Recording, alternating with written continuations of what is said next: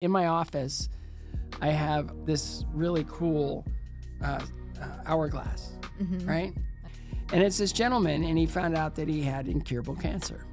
And he said to his oncologist, he said, there's nothing, I can't be cured. He goes, no, you probably have 18 months. And he said, can you slow it down? And he goes, yeah, I can slow it down. And so for the next 5 years, wow, he did things he never would have done had he not been given that diagnosis. Right. And in that, I look at that hourglass, and I think, more sand. Oh, yeah. Just, I like that. All I want is more sand. Yeah. That's it. I know I'm not getting out of this thing alive. Yeah. Just more sand.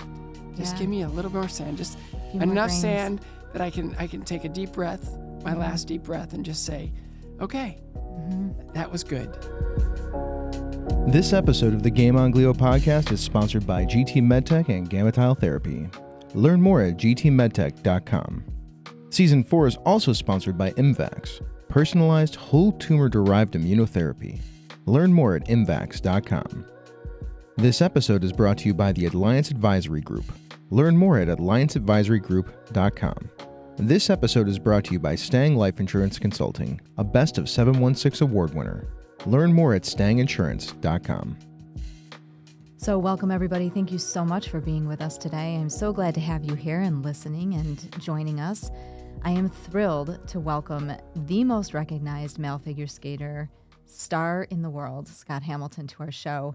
Having won 70 titles, awards, honors, including an Emmy nomination, induction into the United States Olympic Hall of Fame, and a privileged member of the World Figure Skating Hall of Fame, Scott has captured the world's attention since 1984. That is a mouthful. However, there is so much more to him. After losing his mother to cancer and then becoming a survivor himself, Scott turned activist, launching the Scott Hamilton Cares Foundation. He's also the founder of the Scott Hamilton Skating Academy in partnership with the NHL's Nashville Predators. He has a passionate voice in the cancer and skating communities, and we are so privileged to have him with us today. Well, first and foremost, I'm really sorry for your loss. You know, those losses they hit us on a cellular level. Yeah. I mean, I started doing this 47 years ago because I lost my mom. And then 20 years later, I survived. And so living with survivor's guilt and, and then survivor's guilt. Yeah. On top of the survivor's guilt. Yeah. It just sort of, but what's wild is 47 years after I lost her, and she never had a chance. Well, actually, it was 3 years ago. So it's 44 years after I lost her. We funded a research program in immunotherapy to look after her form of cancer. Okay. And can I ask what she had? Metastatic melanoma. Jeez. It showed up in her breast, and so we announced a clinical trial on the 40th anniversary of my Olympic gold medal. Wow, talk about the irony. Yeah, and 30 minutes from where she grew up. Really? Yeah. Wow. There was so many crazy stuff, but it's like that. It's like you never quit, right? And you never just feel like the problem is too large, Right. Yeah. because it's like every problem has a solution. You know. There's this saying that actually I just found it. I didn't even know she did this, but Carrie Underwood wrote a song called Jesus Take the Wheel. No, that was actually, I know the guy that wrote it with her, yeah. Okay. Yeah. And I actually heard it on the radio a couple weeks ago, and it was the first time I'd ever heard that song. Oh, wow. That was her first big hit. Right? And Yeah. I never heard it before. And Well, welcome to Nashville. It's like, Brett James wrote that song with her, and his son, David, went to school with my oldest son, Aiden. Okay. So Brett did an event for us, and I go, I didn't know he wrote that, and there he is. Yeah. It's an impactful song. Yeah.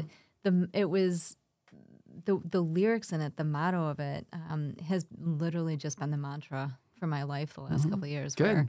Where, you can't quit, but you also have to just and have somebody else take the wheel. Yeah, and Jesus is the best one to do that. Yeah, I've been relying on him heavily. Yeah. It's been an interesting. I would never have expected myself to. I mean, I'm an author and I've published books, and I've done a ton of work in the media, but I never expected this to be the road I was traveling. I wore spandex in front of thousands of people.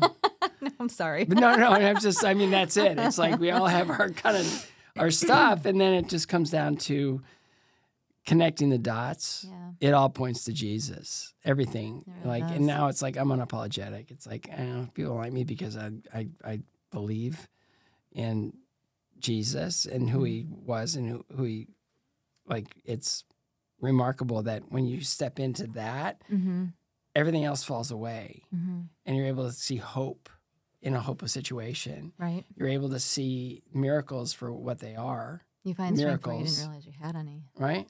Yeah. But it's just, and then you kind of go, oh, none of this really makes sense, and God uses all things. Everything. All things. All things. And if we can step into that, Yeah. it's pretty remarkable. When we were in Israel, I was there with my son. My wife was supposed to come, but gave up her spot because she didn't feel it was okay to leave. We had this opportunity to go in and get a piece of jewelry like made by a reputable guy. Okay. Right? Not junky stuff that makes your skin turn green and all that stuff. Good. And our guide, who was a really great guide and a reputable guide, and he just said, I got this friend, and just so if you want to take something home for your family, he's the guy. He'll be in the hotel room, take your order. So I went up and he goes, what scripture would you like on your wife's necklace? And I go, I don't know. I'll call her. So I called her and she said, oh, just, John 3:16. I said, oh, great. Okay, that'll be good. And so I go, what about Eveline, my daughter? And she goes, I do the same thing for her. And it's like, great. Okay, what about Aiden? No, what about Max? It's the same thing for Max. And I say, okay. So we got them covered. And I go, Aiden, what do you want? And he goes, I already know. And it was Proverbs. And he's a warrior. So we got this warrior thing. And he put it on a necklace. And it was really cool. And I don't want to wear a necklace because I'm not a necklace guy. Yeah. So he goes, I don't really wear jewelry. And he goes, why don't you get a ring? And I go, I got a ring. And so I want to wear it. And he goes, no, just a lot of guys get rings and they just keep them. Yeah. And I go, oh, okay. He goes, what do you want on yours? And I said, John 16:33. And it's like, I'm not like naturally one that remembers scripture. Yeah. In John 16:33, Jesus tells him all about what's going to happen, right? These are the bad things that are going to happen. This is all, and it's all. In John 16:33, he says, I have told you these things so that in me you may have peace. In this world you will have trouble, but take heart. I have overcome the world. Jeez, wow.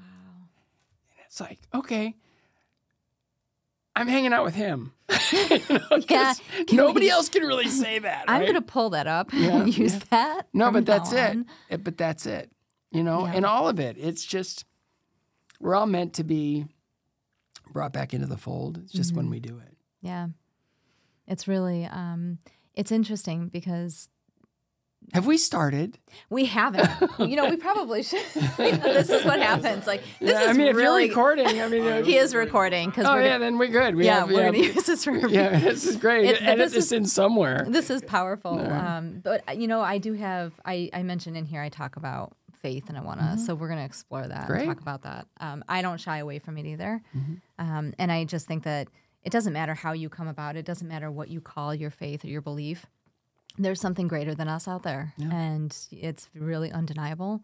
And that's what you have to lean on when times get really dark, and they're going to get dark because he didn't promise us that this was going to be an easy life. In fact, he promised us the opposite. Yeah. And then as long as you can kind of like fasten your seatbelt. I wish I had some preparation because I didn't have. We were pretty. I mean, for nearly 20 years, we had a pretty blissful life. I was very blessed. We met when I was young, so I was 23. So we had like this gorgeous, amazing, just loving marriage. He was very faithful. We were just very good together. He was my best friend. That's great. And that's unusual, by the way. I know. That's why I'm grateful that I had it because at least I know it exists. And he was one of the most humble human beings I've ever known. It's beautiful. And we were 6 weeks away from bringing home our first baby when he got diagnosed. I had 3 miscarriages. And then we spent 2 years. That's really hard. Yeah, and the adoption agency pulled the plug. right before she went into labor because they said it's a death sentence. His diagnosis is a death sentence. And they were the ones, the doctors hadn't even said that to me. The agency, the adoption agency said it. And I sat there and it kind of hit me square in the stomach at that point. And so they told the birth mom, she didn't care. She wanted us anyway, but he was just starting radiation. I'm like, I was so overwhelmed at that point. I'm like, I can't get a private attorney. The agency isn't helping now. I'm like, I can't handle all this. And so we lost the baby. We already knew what she was. We had the room ready. And then 14 months later, he died. So it's definitely the last few years have been a journey. Yeah, and it's funny how I have so many kind of stories that just come out of nowhere. You know, it's kind of, I call them my Forrest Gump stories. But yeah, the glio thing is hard because it's almost like a smart cancer.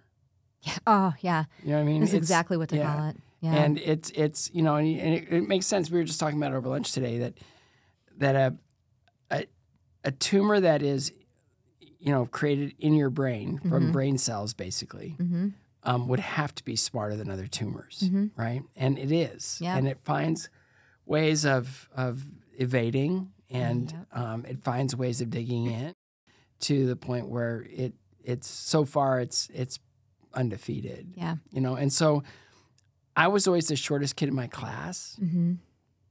I was always the last one chosen for any kind of sport or anything. And, you know, I understood from my protector in elementary school that all you need to do is just punch a bully in the nose and they'll stop, you know. And this is one bully that needs to be punched in the nose. Hard. And so we're just sort of in the gym training right now. And we're funding research, and a lot of people have given up. That, you know, it's like researchers don't even really want to do it because there is no hope, right now, right as of now. And but to me, it's biologics. Yeah. You know, there's some way of defeating the cell. We just haven't found it yet. Yep. And the only way to find it is to fund the research to do it. You know, and it all comes down to funding. And it all comes down to funding. I mean, the science is way up here. Yeah. Right. Yeah. You know, and then the funding is way down here. Yeah. And if we close the gap, we've got a chance. There's an answer. There is an answer there. to it. Yeah. And once the answer is discovered, you know, then you can go on to other things. Right. You know, and that's the one thing with glio. It's like it's been hard for, I think, the science community to kind of rally around it because everybody likes winners. Yep. You know, Yep. and so there's many forms of cancer that are probably more low-hanging fruit, you know. There absolutely is, Yeah. and that's what they're going after. So, yeah. I don't know. It's, you know, between my mom's cancer and watching her go through like chemo after chemo after chemo after chemo, where it's just sort of like, let's try this, let's try that, let's try this, and all I did was really make her suffer the last 2.5 years of her life. Yeah. And you know, they did the surgery, and you know, but all of it had meaning. Example, when my mom, because of my skating, she had to get a better job. And so she was a second grade school teacher at this tiny little town. It was like a one stoplight town, right? You know, and she taught second grade there.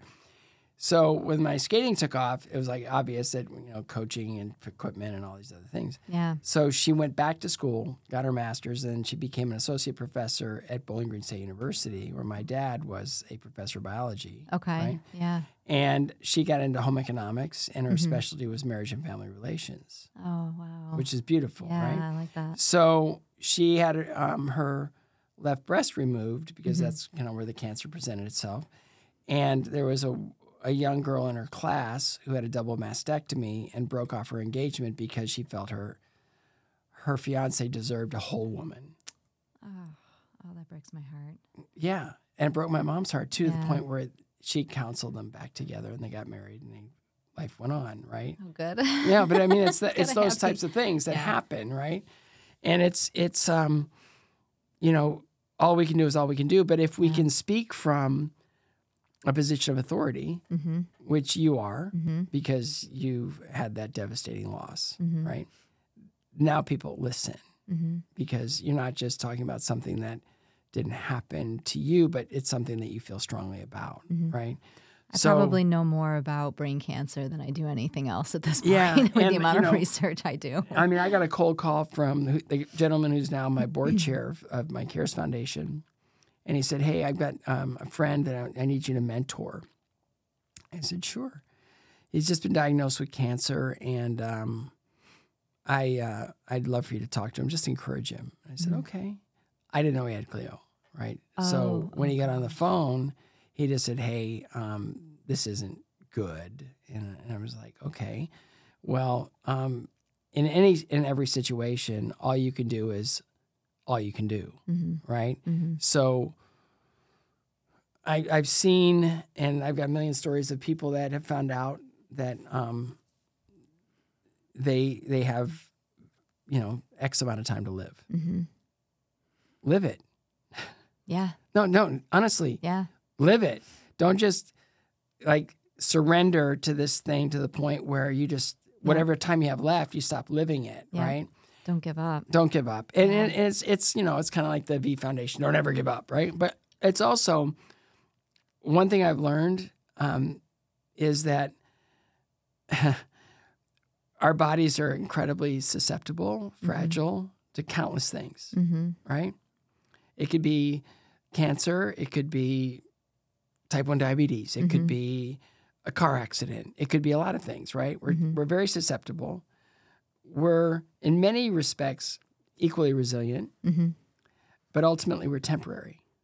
And we have to live in the tension of all of those things all the time. And the temporary aspect is something that none of us really want to recognize. Yeah. But the temporary aspect of us is the reason that we get out of bed in the morning. It's the reason we accomplish things. It's the reason that we so desperately want to get something out of today. It's being present. It's being present. But we're not taught that. That's the thing. No, you're not taught that until something happens that puts you in that moment. I talk about it.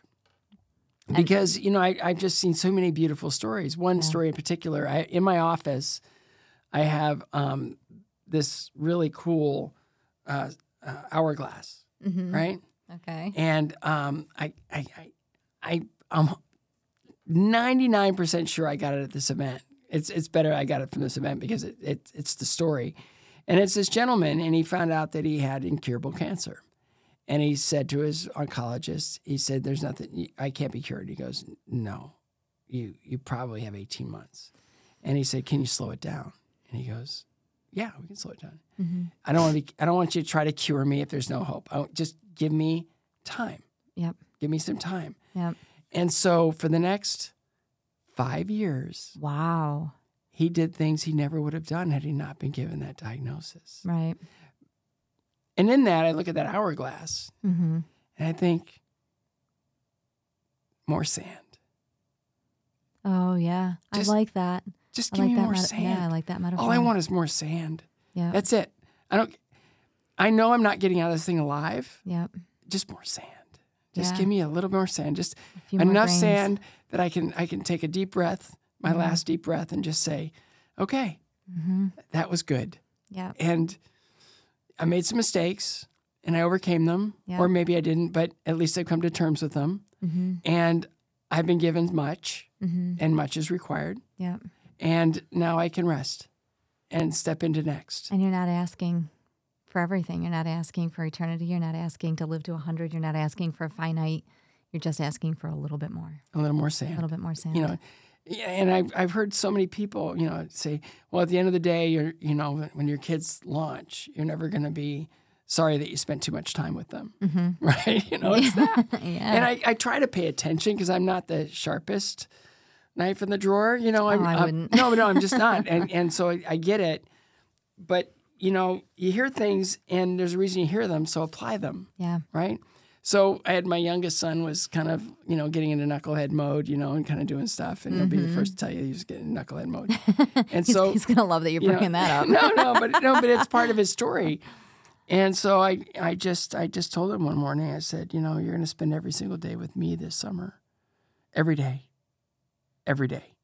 No friends, no nothing, just me. How did he respond to that? He said, what do you want to do? I said, what do you want to do? And he goes, well, you like to golf. Let's go out to the golf club. I said, okay. So he went out to the golf club, and we go there every day, and he's learning how to play, and he's hitting balls, and he's meeting people, and within 2 weeks, he knew every single person that worked there, their backstory, and pretty much their whole family and everything about it. He was just that guy. And it sort of revealed in him the fact that he's got this ability to kind of connect to people, right? Yeah. Well, then some people started visiting our home that were next generation Christian leaders. Okay. And they modeled that it's cool to be Christian. And he stepped into that, and he made friends with those young people. Okay. And then he started digging into his own faith. Really? And Now, how old is he? He's now 16. 16. Okay. And he does media, and he's right now he's doing media for a friend, one of our next gen guys in Colorado. He's doing recording his birthday party and his concert and doing all these things. And he'll edit it together and it'll look really nice. Nobody can believe that he's 16. But I don't take credit for that. But what I do understand is all of us have the capacity to be a spark. Yeah. We can ignite something. Allow somebody to step into their next, whatever it is. And, I'm fortunate to be married to an incredibly strong Christian woman who is she fights for her family. And she's awesome. I mean, it always comes back to us women. It does. No. It's like, it's like behind every good man is a better woman, right? That's right. But it's also, it goes back to, one of my favorite lines in the movie Arthur was when, that's my favorite movie. I've seen it 1,000 times. Love that you're quoting that movie. When Susan reaches across the table and she says, a real woman can stop you drinking, Arthur. And he says, it has to be a real big woman. I remember that. Right? Yes, I remember that. But it's that. I mean, we all need big people in our lives. And you were blessed to have that in your successful marriage. And I've been blessed to have that in countless ways through coaches. And of course, my wife, she's been the driving force behind me rising above my circumstance. Just the community. Just people. Like, I honestly, without my parents, my siblings, my nearest and dearest friends, I don't think I would. You need those people around you, the ones who aren't going to fall away afterward. And the ones that are going to really hold you accountable to be your best self. To get up. Yeah. To keep getting up. No, I know something about that. Yeah. So let's I want to dive into that. Yeah, please. This is your podcast. I've hijacked it. No. This is exactly how I want the conversation to go. Let's take this back because your journey is really, really significant. And, for as much as you are this global world figure in the skating arena, you've also had to overcome a lot of challenges throughout your life. We all do. You were diagnosed. You actually had a brain tumor. Was it from birth or was it in childhood? Well, that's the funny thing. It kind of is this really interesting. So I was adopted at 6 weeks of age. Okay. Right? My mom would bring a child into the world and they would die almost immediately. It was heart-wrenching. And I know the feeling. Yeah. So she decided adoption was her best. So I was her first adopted child. And life was going great. Everything was terrific. And then I stopped growing and I started showing signs of stress. And so for the next 4 years, I was in and out of hospitals.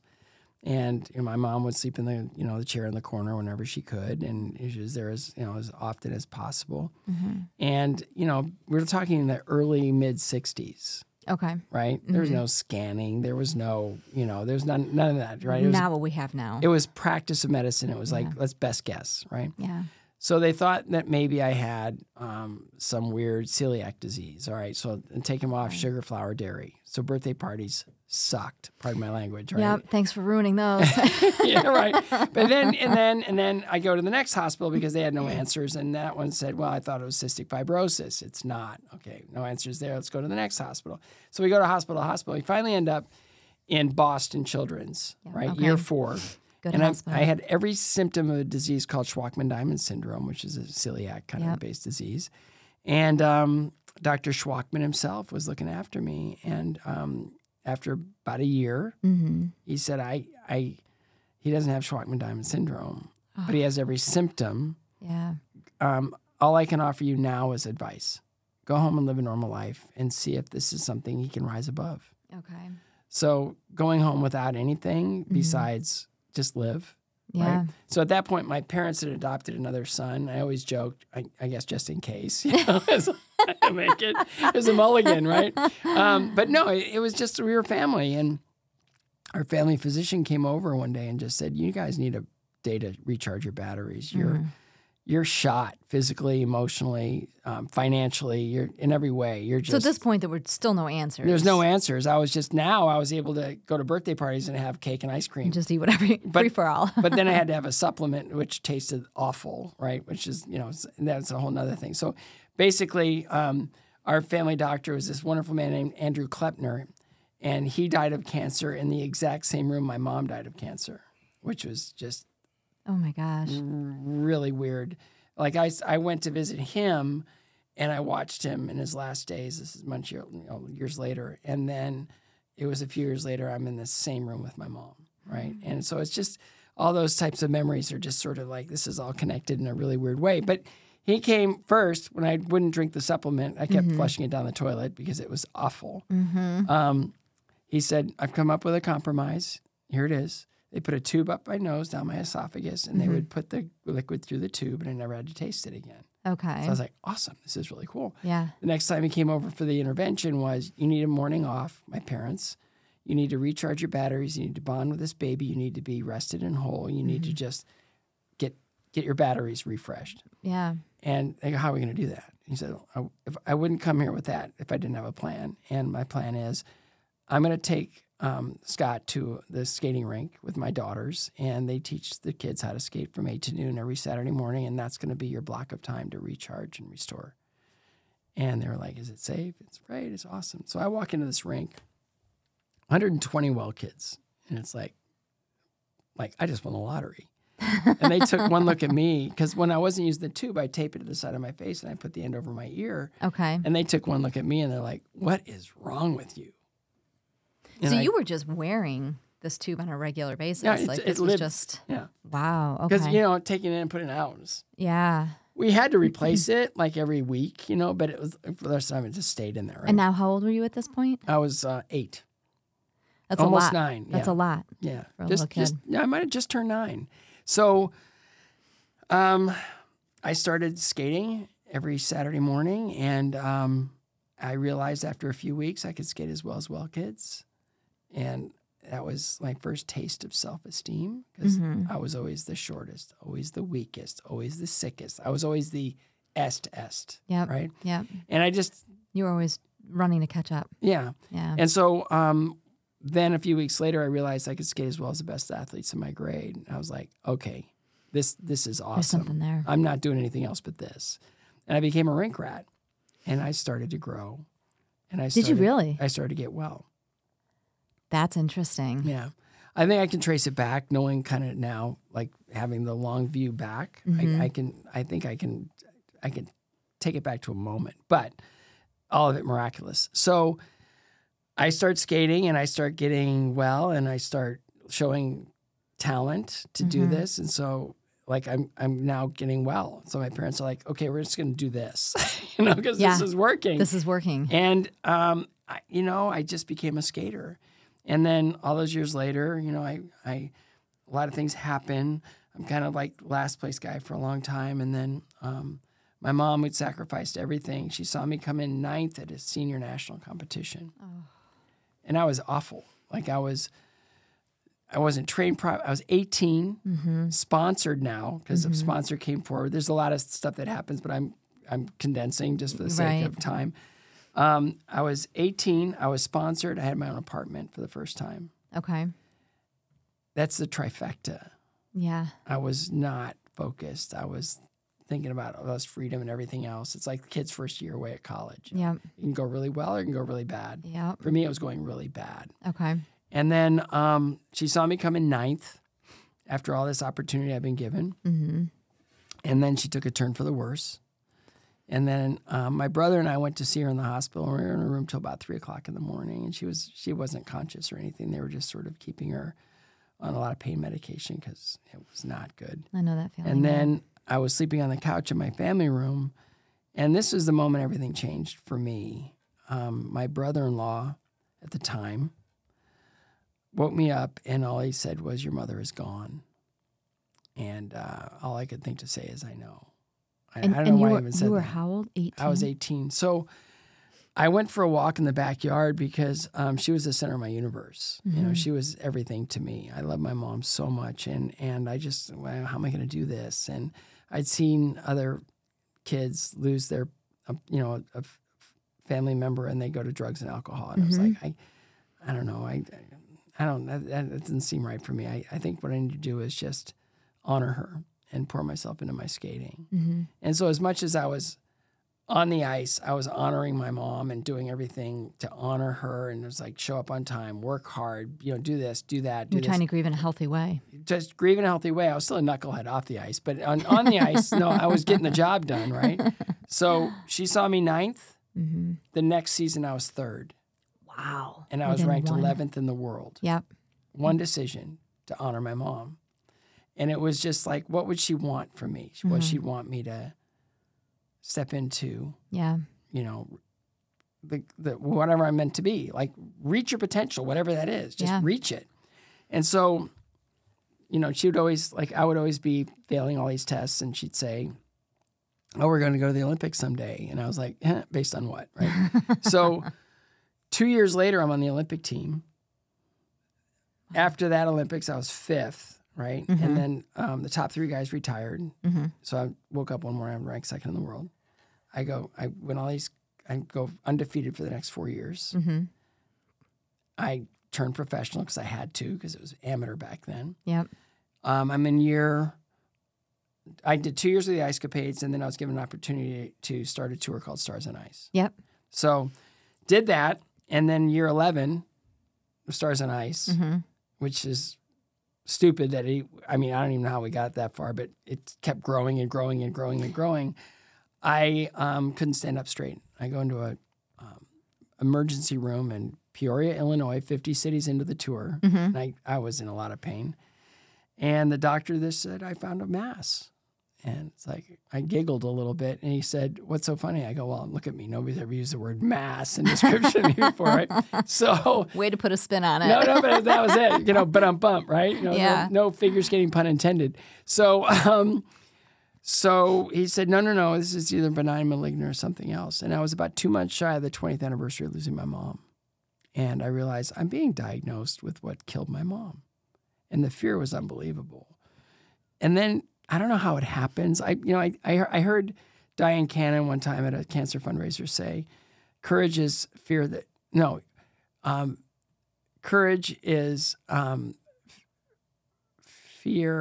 whose prayers were answered, right?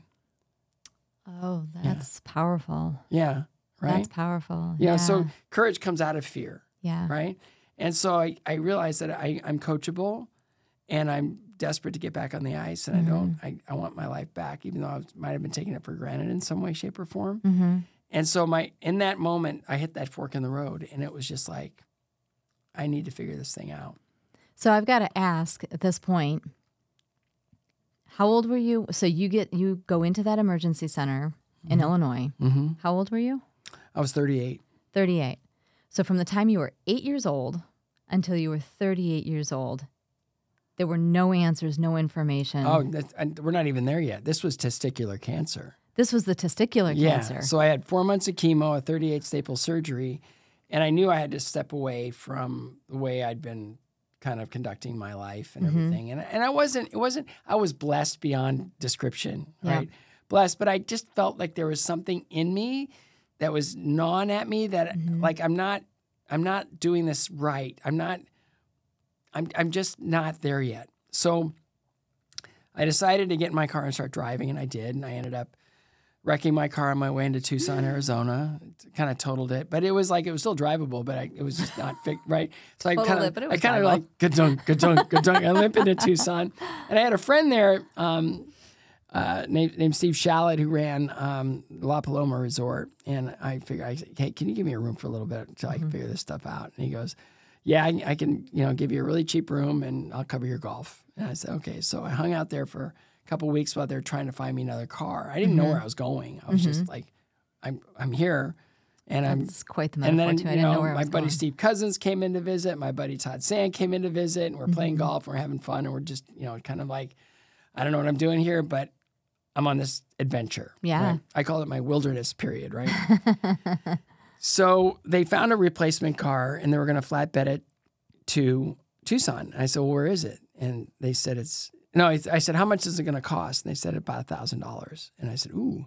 Okay. I go, where is it? And they go, L.A. And I go, how much is a Southwest ticket to Los Angeles? And they said, $50. And I said, I think that's a better deal. Just tell them to leave the car there.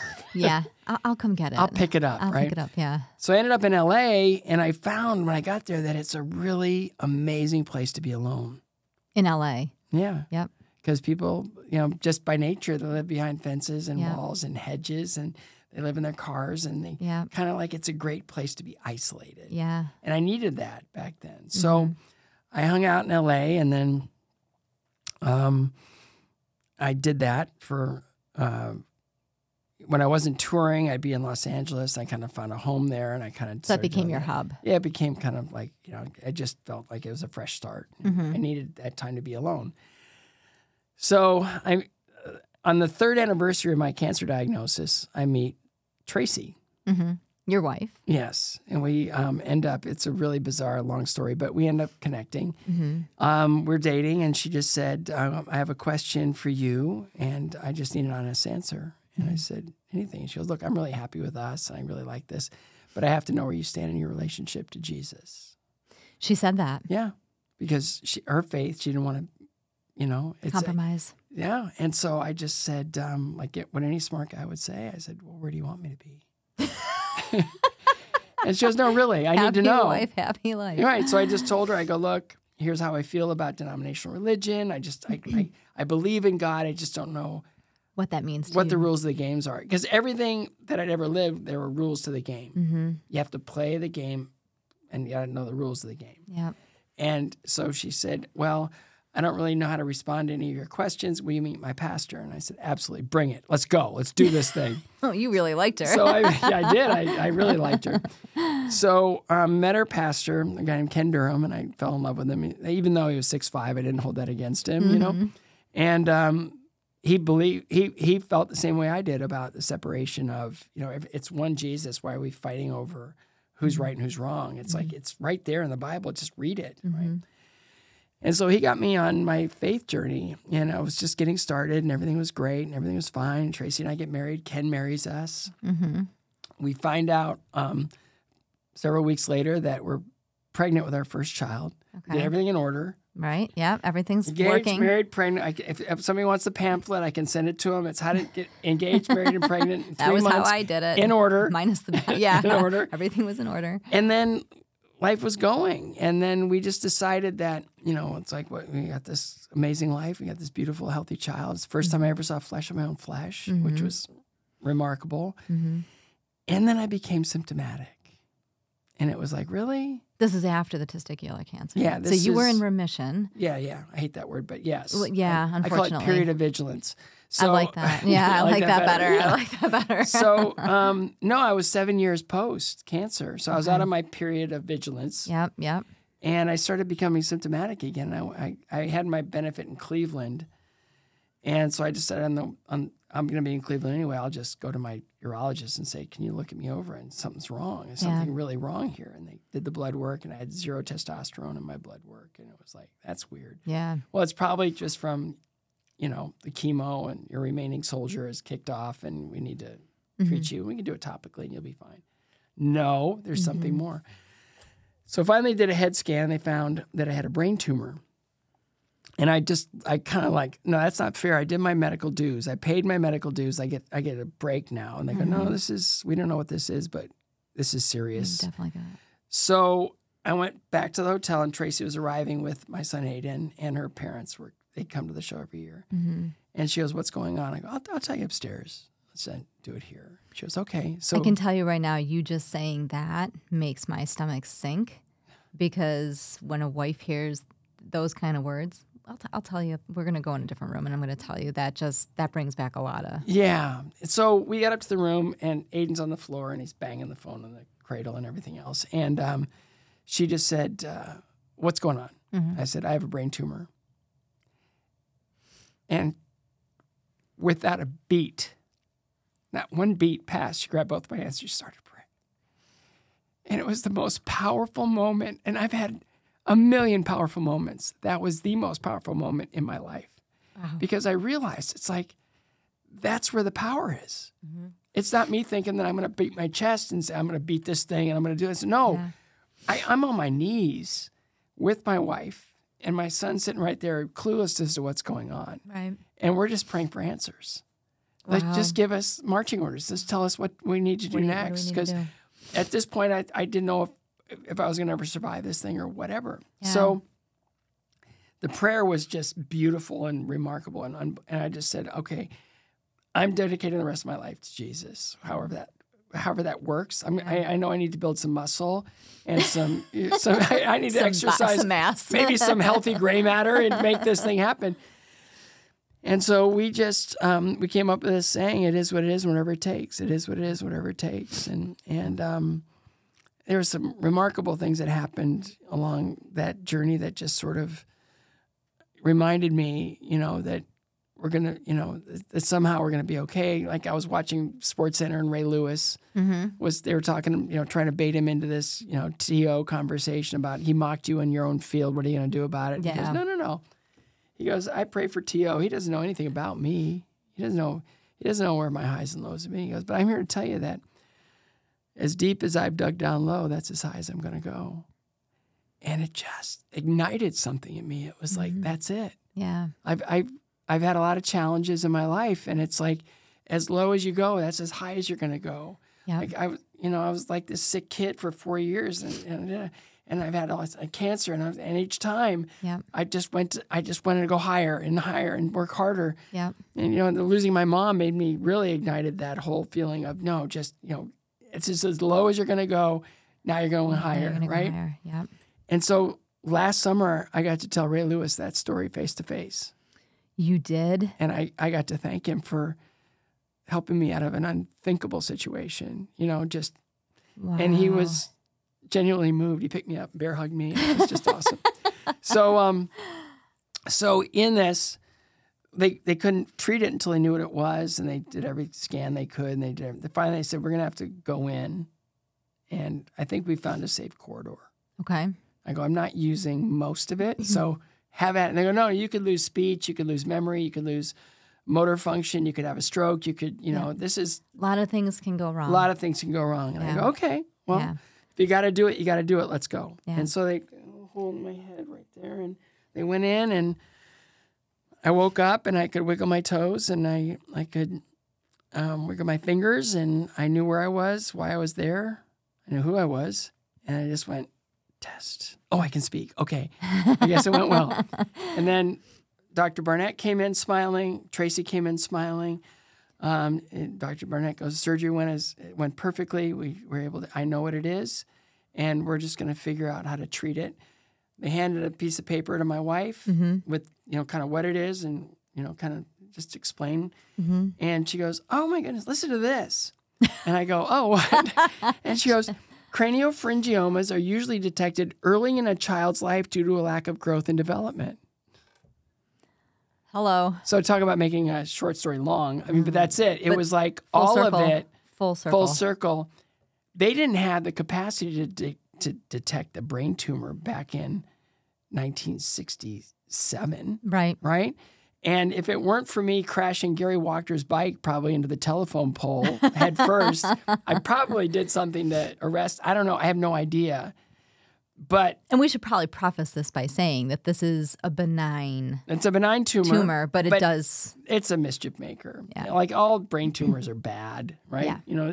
It was growing. It was wrapped around my optic nerve. Oh, yeah. And so they couldn't really do surgery. And what was cool was, my brain doc, Dr. Gene Barnett, he's good at many, many things. And he's a genius. And he was one of those young guys. He had to grow a beard so people would take him seriously, because he was so young and so gifted. And he doesn't have the beard anymore. I just saw him in New York a little while back. I gave a speech at a conference where they do a lot of gamma knife and, radio surgeries. But anyway, he recommended gamma knife radiation. Mm-hmm. And so they screw a frame to your head. Yep. They don't have to do that anymore. Yep. But then they did. Yep. And they screw the frame to your head, and they put you in the machine, and you've got this big helmet on. You look kind of like Darth Helmet from Mel Brooks' Spaceballs. You look at that guy. And they put you in this bed, and and then they move it, and they go shunk. They move, and they move you, and they shunk. So 26 of these shunks, and I was just like swinging it. Whatever I could, I just wanted to hit something because it was like, ow, ow, ow. It is not comfortable. But what's wild is 26 minutes later, I'm sent home. Yep. They nuked it.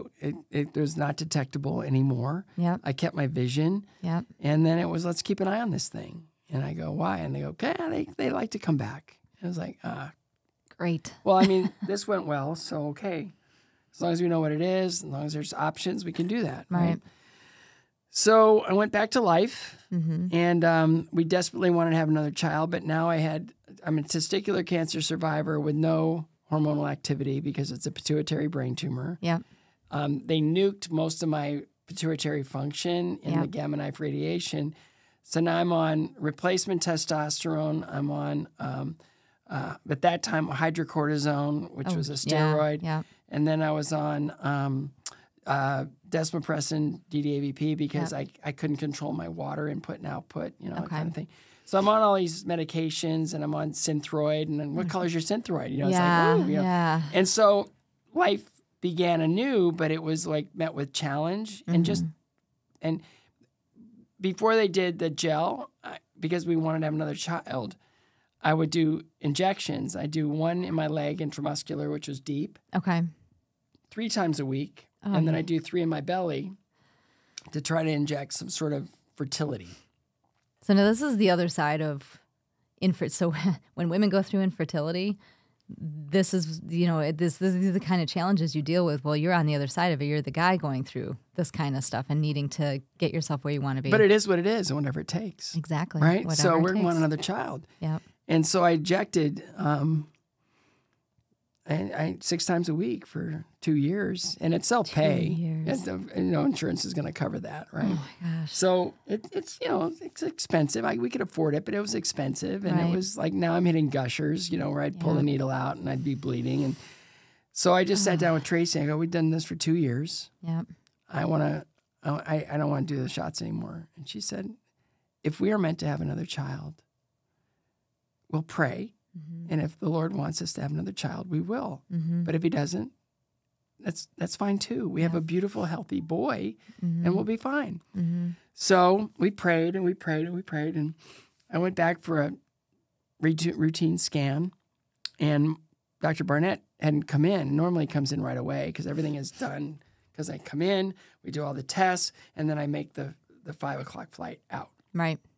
Well, bing, bang, boom. I'm looking at my watch, and I'm reading Dave Ramsey's, Financial Peace University book about, and this is really weird. I'm reading about emergency funds and catastrophes and all these things. It's like, he's not coming in. I'm reading Dave Ramsey telling me about all these bad things that are going to happen. If I don't have an emergency fund, do I have an emergency fund? I don't even. So I start to panic. Yeah. And then Dr. Barnett sticks his head in the door, and he said, where did you have your scan taken? I go, at the New Imaging Center. And he goes, oh, all right, I'll be right back. So he went, he goes, I'm sorry. It looked different because it was more defined because, the machine was better. Oh, and he goes, you're fine, go home. And I was like, thank goodness, right? Yeah. So I'll go back. We were 6 weeks married. Yeah, I think about 6 weeks married. And we're visiting friends in California. And as a joke, they bought Tracy a pregnancy test, right? And so we're all laughing and saying, oh, wouldn't that be something? Because I had testicular cancer. We're going to have to jump through hoops. Yeah. All stuff. So I go back. I'm laying on the couch watching sports. And where's Tracy? So I go back to the guest room, and she's pacing. And I go, what's going on? And she pulled up this piece of plastic, and she showed it to me. And I was like, what?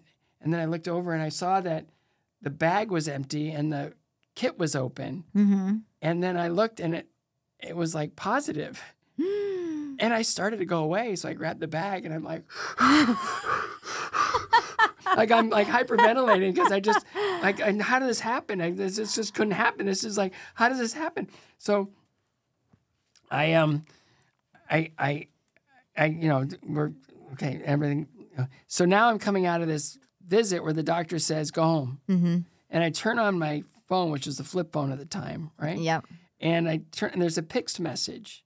And I go, why do they even put cameras on flip phones? You can't, like the image is terrible, right? Oh, boy. So I'm looking, I can't make out the image, but I saw on the text underneath and it said, I can never get this out. I hope you have a bag handy. No. And then I looked and I could make it out. It was a positive pregnancy test. And so answered prayer. And then my son Max was born with flaming red hair. What does that mean? Well, it means like, I'm Irish. Yeah. Like I had no idea, right? If the child came out Asian, I couldn't deny him, right? Because I have no idea where I came from or Right. what my genealogy is or whatever. And, he came out with red hair and it's like, Talk about wanting. I said, Lord, you have a sense of humor. Talk about proof, though. Yeah. And so we're raising Max, and 2 years into his life, brain tumor comes back. And this one felt like getting kicked in the gut. This is the second one. Yeah. Okay. And it's like, why is this one so different than the first one? Mm-hmm. I told Tracy, and I thought maybe she'd grab my hands and start to pray. Mm-hmm. And she started crying. And it was just like, what is this? This is so different. Why does this feel so different? Yeah. It's just awful. It's just awful.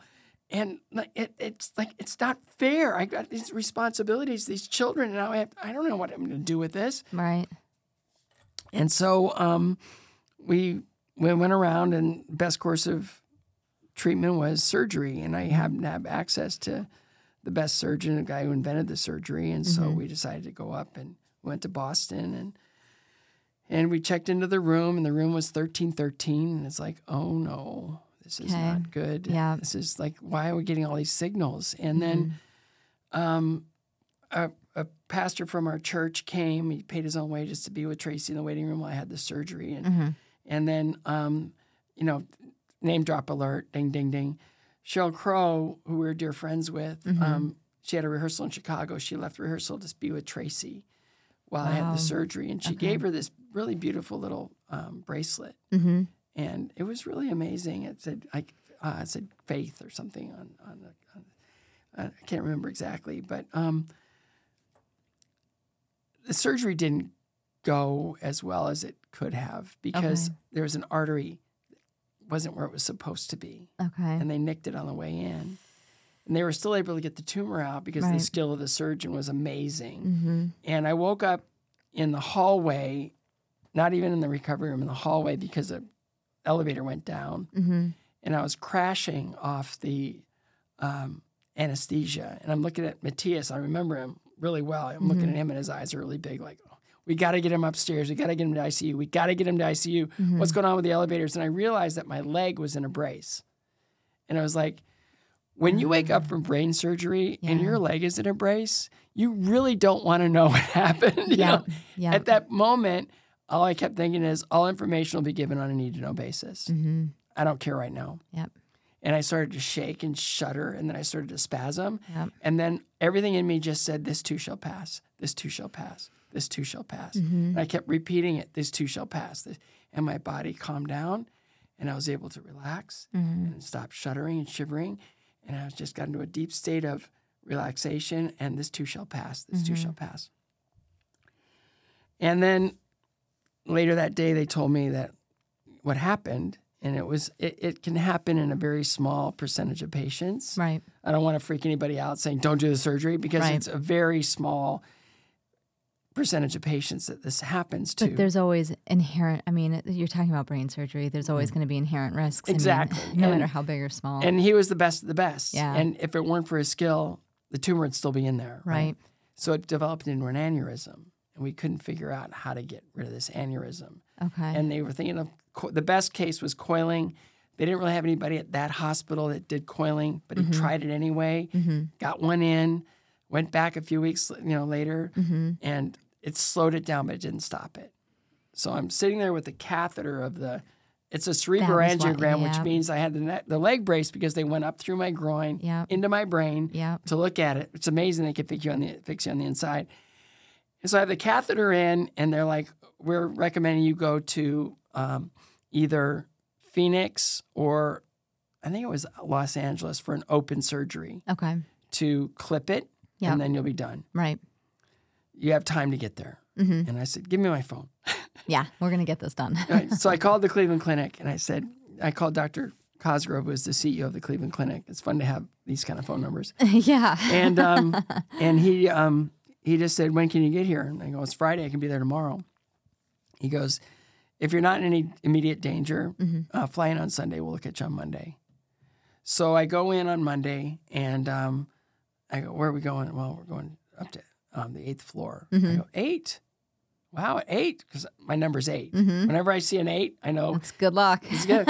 And we're in room 80-something, and we're in 8, and we're 8, and it's all about 8s, and it's like, this is really cool. We're in 8s, and Dr. Rasmussen said, what's the problem? I don't understand why they couldn't treat you in Boston. I said, well, they weren't comfortable doing the coiling procedure. And he goes, and I realized that Toby Cosgrove also told me, he goes, and I said, is there a guy that can fix me? He goes, yes. He goes, what you need to understand is there are talented, skilled physicians out there that do amazing things. And then there are guys that do 6 a day.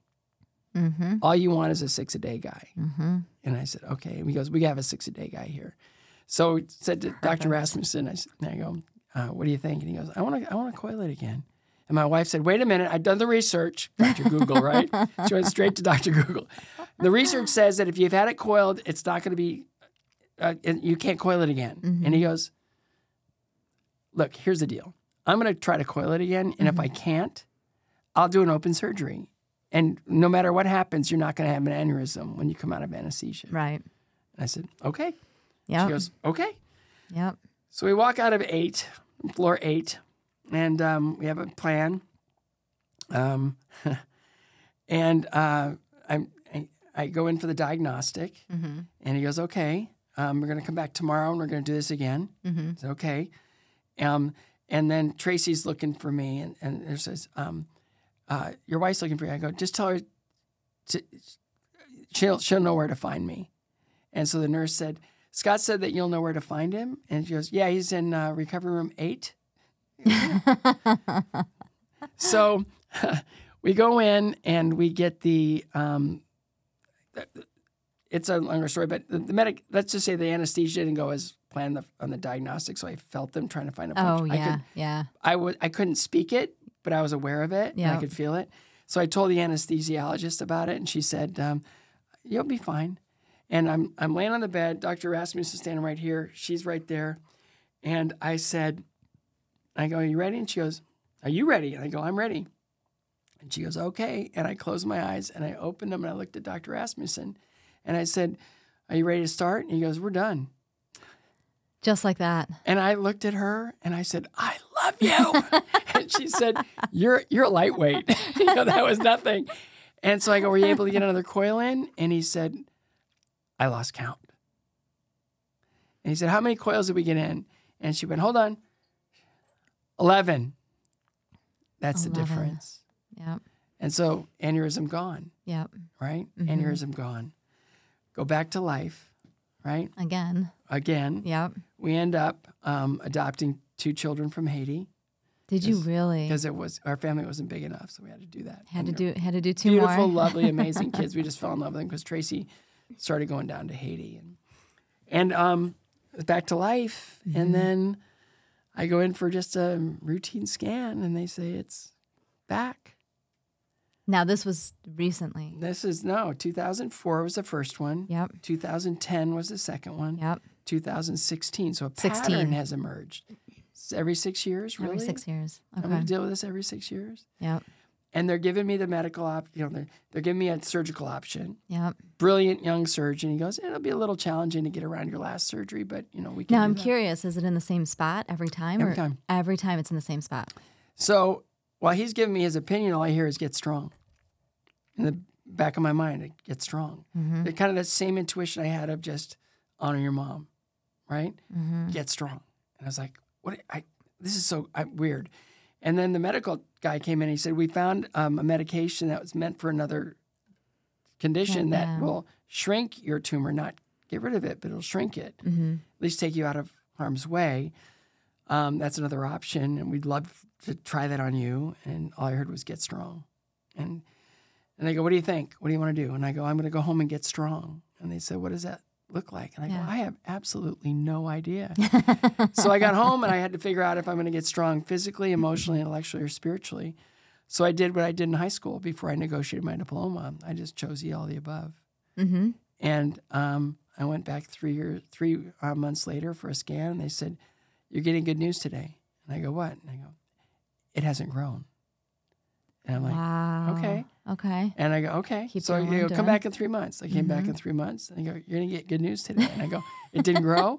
Meanwhile, I'm doing everything I can to get strong spiritually, to get strong physically. So what does that look like, though, for you? I mean, when it's working out, being in the Word. It's being interested in everything around me. It's kind of living, just living, full living. And I go, it didn't grow? And they go, no, it shrank 45%. Really? It's like, okay. I think I'm onto something. I'm going to go back. Yeah. So I went back, and I came 3 months later. I came back, and they go, it shrank again 25%. I go, okay, this is awesome. They go, come back in 6 months. Went back in 6 months, hasn't changed. Go back and and it starts to grow, and then it shrinks, and it grows, and it shrinks, and it's like, okay, until I'm symptomatic, I'm not going to give this thing any power over me. No fear, no anything. It's just a part of me now. And this is where you are now in your journey. I mean, here we are in 2024. 8 years. 8 years. 8 years. And now it's like anything and everything I do, there has to be a physical, emotional, intellectual, and spiritual component to it. Otherwise, it has no value to me. 4 pillars. Yeah. 4 pillars. And it's interesting that you say, you were talking about, I'm not going to let this have power over me. I'm going to make, and I was playing with this earlier. A very good friend of mine gave this to me recently because I was really having a hard time. And the symbol, there's a note that comes with it, and it's let your faith be greater than your fear. And that's really what... Courage is fear that said its prayers. Yeah. That's the quote. Yes. Right? And that's what this means. And that's what... And so this is your body and God's way of saying, okay, this is the path. I'm enough. This is the path that you're on. Yeah. And you can't draw a line in the sand. You can't say, okay, I've had enough. You can't keep doing this. He's going to keep lobbing stuff in your direction. But however, I think it's not going to be an issue in my life because I prayed it away. But I'm not going to be like, okay, if the Lord has another test for me, I'll answer it, right? And in that means if it does grow back, because we are biological creatures that are susceptible. We're very susceptible. Resilient. Yeah. Temporary. It's like, then I'll make the decision as the time comes. But I'm not going to live in fear.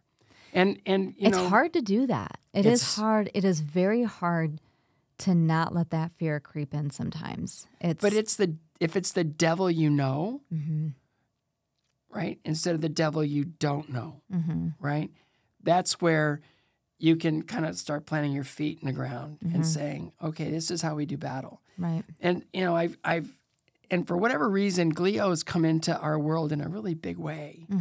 I remember when I was on the board of Special Olympics, Tim Shriver, who's one of my favorite people on the planet, his uncle Teddy was going through glioblastoma. And he had a bad issue. And Tim said in the meeting, pray for my uncle. And I just said, Tim, I don't know what it is, but something tells me that it's going to be fine. I didn't know. I didn't know what the diagnosis was. I just felt this thing in my spirit that everything's going to be fine. And of course, he succumbed to his cancer.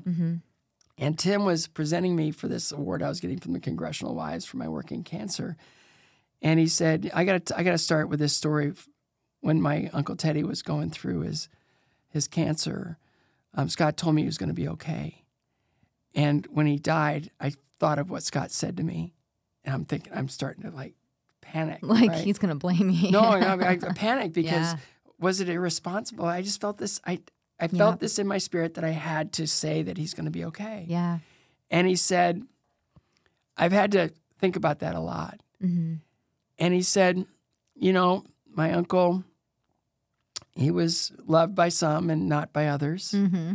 And he said, but that diagnosis gave him the most beautiful victory lap he ever could have hoped for. Wow. And in that, he's fine. Mm-hmm. There's levels of fine, Mm-hmm. right? There's levels of okay. And we all have to find our level of okay. Mm-hmm. You have to redefine it Yeah. as you go along. As you go along, because life is hard. Life is Life is hard. beautiful. Life is challenging. Life is incredible. Life is impossible. Yeah. But the possibilities are endless. It's such this war of the worst and the best things at all times. Yep. But what I hope to encourage anyone is we choose. We choose Every day. Every day. Every day. I've got this weird thing I bought on Amazon that I had to have. Mm-hmm. It's hanging in my closet, and it's the 9 fruits of the Spirit: Oh, I've seen that. love, Yes. joy, hope, Yep. peace, patience, kindness, goodness, gentleness, faithfulness, self-control. Yep. I look at that every day, and I'm thinking, that's the best I can do. Mm-hmm. That's the best I can do. And Jesus says, of those things, there is no law, Mm-hmm. right? Right. So I don't know. I just think living intentionally, Mm-hmm. that tends to put out a lot of fires. Living intentionally means that I know my days are numbered. Mm-hmm. Heck yeah. And some of us are going to have More days than others. more days than others. But the beauty is we have an opportunity to live our lives And to have an impact. joyfully, productively, Mm-hmm. faithfully. Mm-hmm. But if we just look at those 9 fruits of the Spirit and those 4 pillars, Yep. life takes on a different identity. Mm-hmm. It shapes it. I'm not, I have fear still, Mm-hmm. but I have fear of disappointing my wife. I have fear of not giving my children what they need. Mm-hmm. All right? Yeah. I have the fears of rejection that I always had when I was growing up. Yep. Right? All those fears are still in me. But do I fear disease? Mm-hmm. I mean, I've survived enough where I feel like I'm playing with house money now. Right? All right. So it's that. It's like, maybe I have no right to be here. But as long as I'm here, I might as well be busy doing stuff. And part of that, so I want to jump into this real quick before we wrap. You have a foundation. Mm-hmm. Part of this busyness now is this foundation, your CARES Foundation, Mm-hmm. which is helping to fund cancer research. Mm-hmm. And you guys focus on all different types of cancers. You don't just focus on brain cancer, but that's... It's kind of a jug. My executive director, Carrie Morgan, told me today over lunch that we funded 88.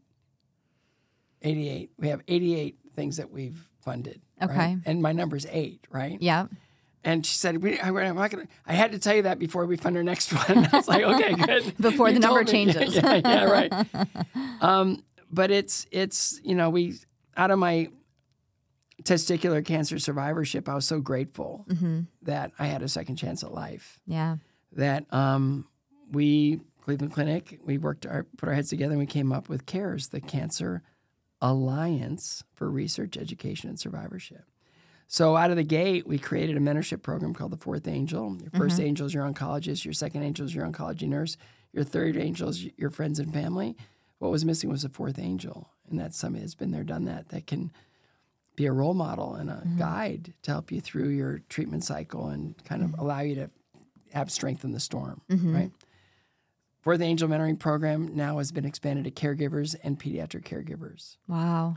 That's and amazing. They pair an average of 100 people a month. 100 people a month. Yeah, so it's booming. And Yeah. it's hard to keep up. But I always tell them, I go, keep a case of Kleenex in your office because Yeah. the work you're doing is so magnificent, so beautiful that, But it's tough.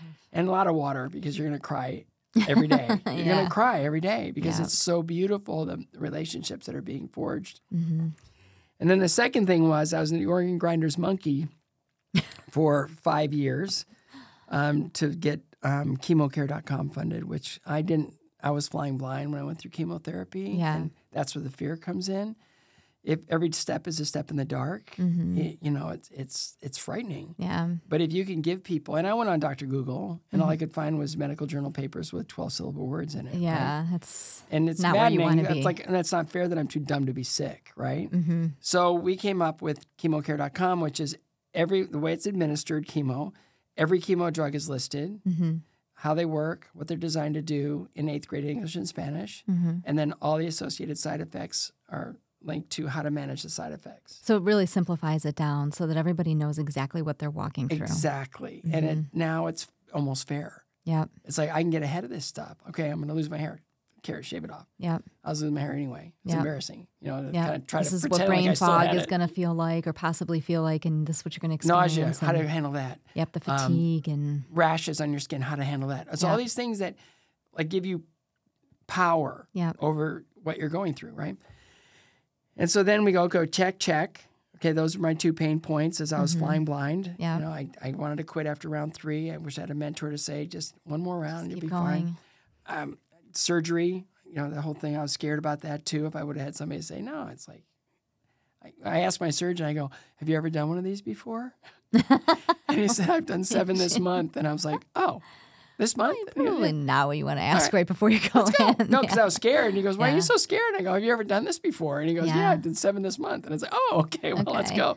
So, it's like check. And I go, now it's time to, like we were funding research then. I go, now it's time to really roll up our sleeves and research. And so in that, it became apparent that while I was housed in the Cleveland Clinic as a initiative and part of their patient resource thing, that I was limited in where I could raise money and how much I could raise. Yeah. Because there's rules, and rules exist for a reason, which is great.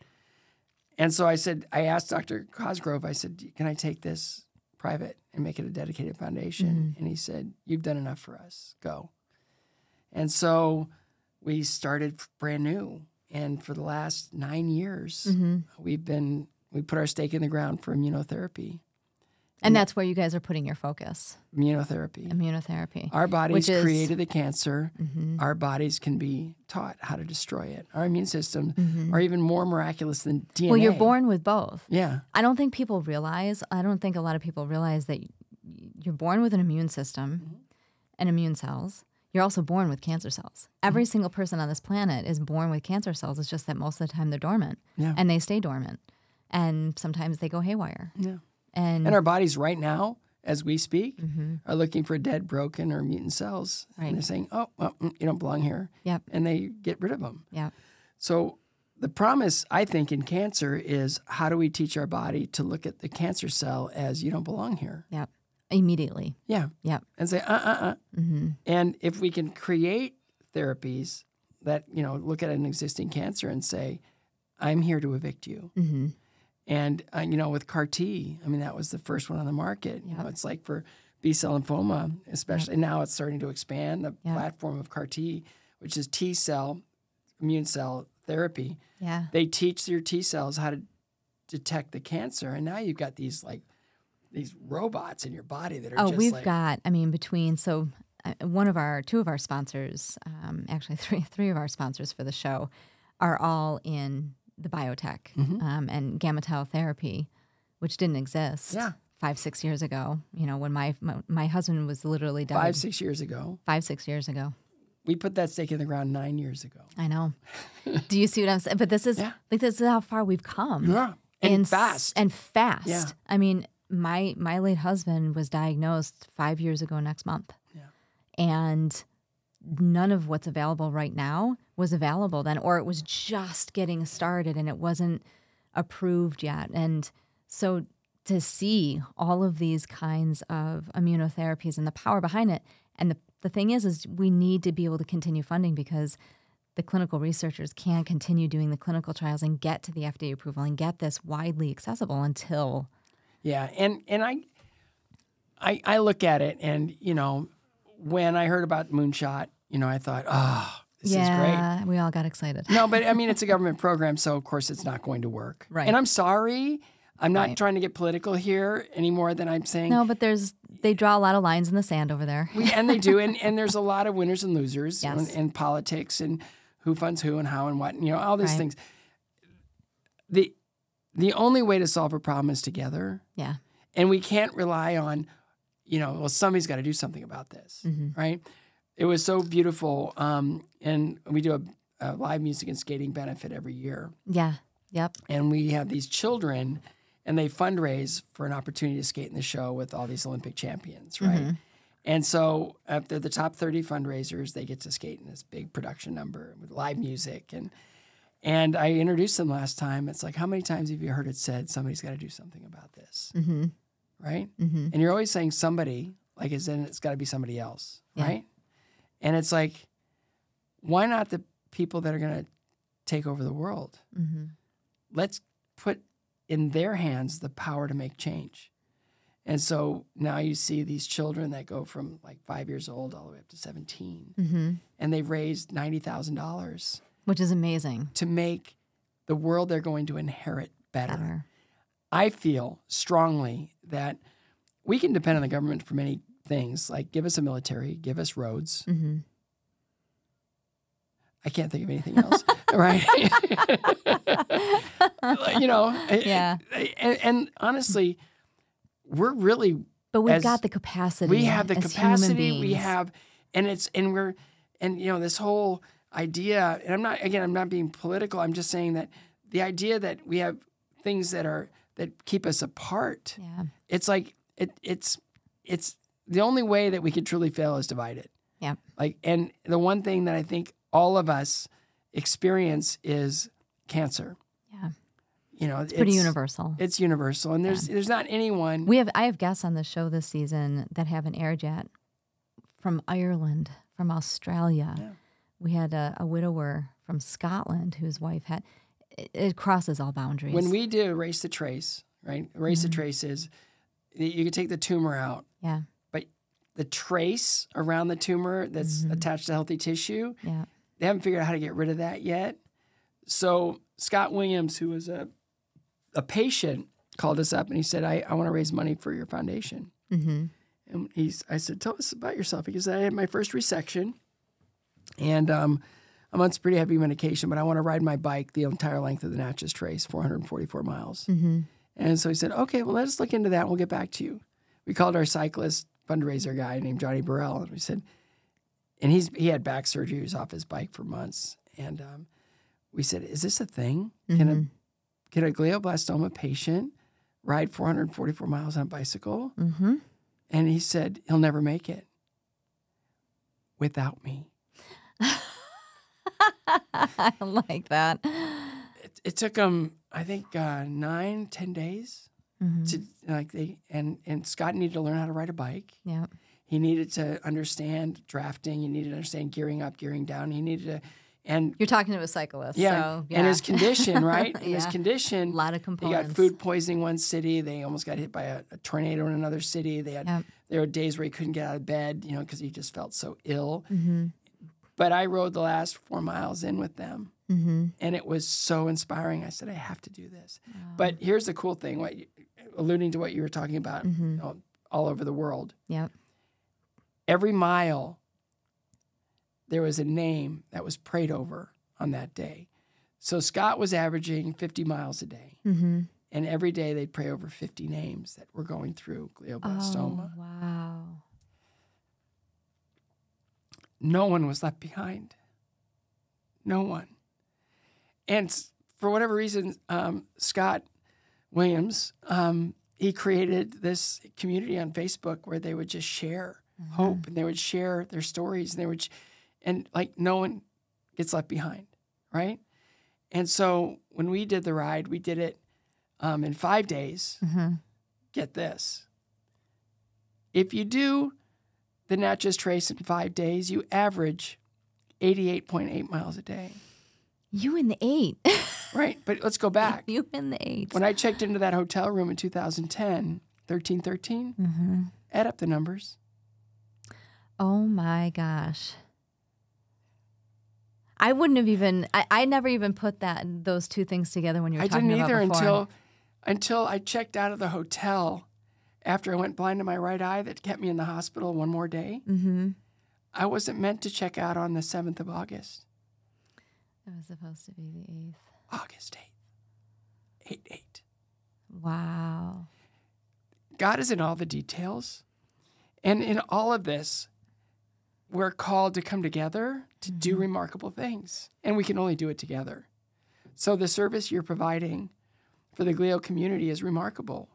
You've taken your pain and you've created something magnificent. Thank you. You know, they always say, like Robin Roberts says, make your mess your message. Yes, right? yes, I've heard that. And it's really healthy to do that. Yeah. But at the same time, it's not about us, right? I've mentored a couple people that went through glioblastoma. One gentleman from Fort Wayne, Indiana, an amazing guy, had the personality of a lion. He was just like, I'm going to kill this thing. I'm going to go after it. I'm going to do this. And he didn't last very long. Yeah. His attitude was amazing. And it was like, that's the best we can do. Yeah. But there's always better. And the better is the science exists. We just have to fund it. And that's what you're providing. And that's what I'm trying to do. Yeah. But I'm just one guy. Like I'm just. Well, that's why we're here. I mean, yeah. This is why we talk about these stories and we share this. And so for everybody that is watching or listening, where can people, if they want to volunteer, if they want to donate, if they want to support, where can they find? Simple, scottcares.org. Scottcares.org. You know, and I can't wait till my name isn't attached to this thing anymore. You know, I really feel like. Right now you're a vessel. So I'm just serving. You are a vessel now. I'm a volunteer. I've never taken a penny from CARES. I never will. Ever. Mm-hmm.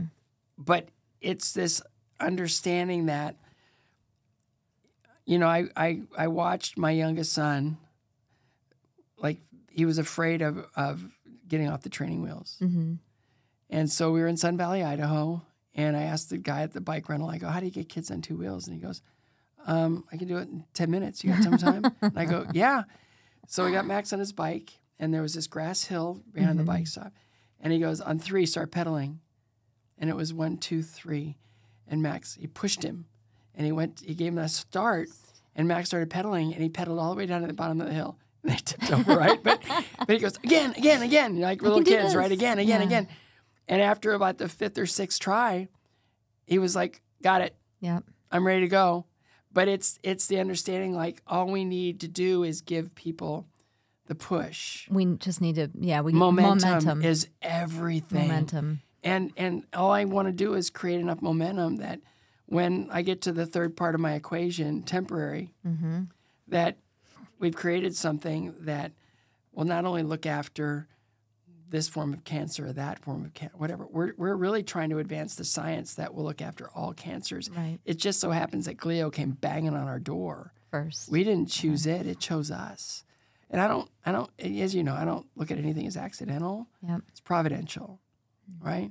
The Lord provides, and if He wants us to experience something, we'll experience it. If He wants us to rise above something, we'll rise above it. But He uses all things. All things. Giving me a lot to think about. No, but it's all there. Yeah. And, you know, so.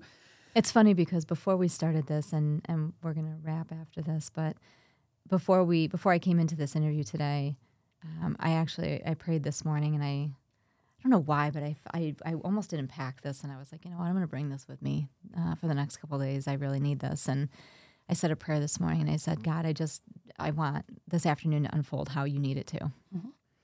And it is unfolded beautifully. When conversations go like this, and we're able to have a raw, real conversation just about what is going on out there, and the fact that we're both so deeply rooted in our faith, there's power underneath of that. And I'm beyond grateful that you were willing to give us time for this today. My pleasure. No, it's important, and again, you know, it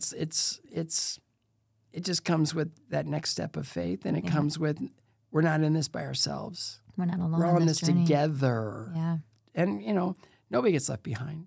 Nope. No, we can't do that. We need to like, just announcing that clinical trial for my mom's cancer 47 years after I started fundraising.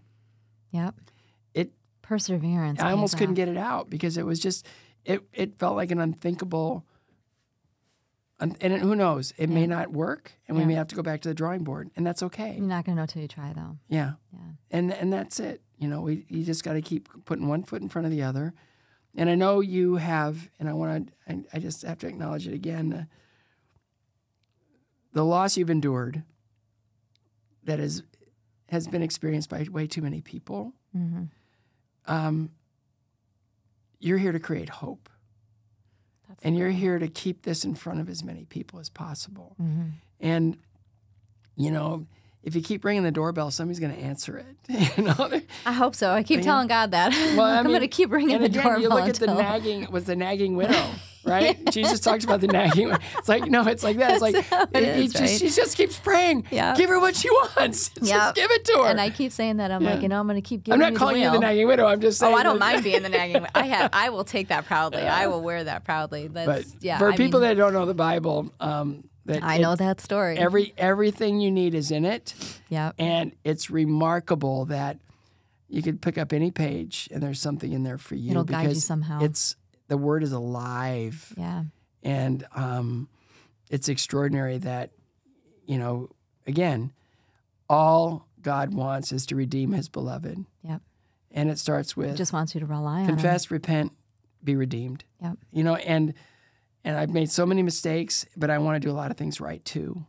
And I've control over both. I would say that you're doing that. And I really appreciate this. I think it's a powerful conversation. It's one I want to continue. I'm definitely going to tap on you again. And because I think that there's a lot more to unpack as far as the faith of all of this goes. And so I will gladly have you back on the show down the road. And I'm so grateful for you to have shared your journey. Thoroughly enjoyed speaking with you today. It was fun.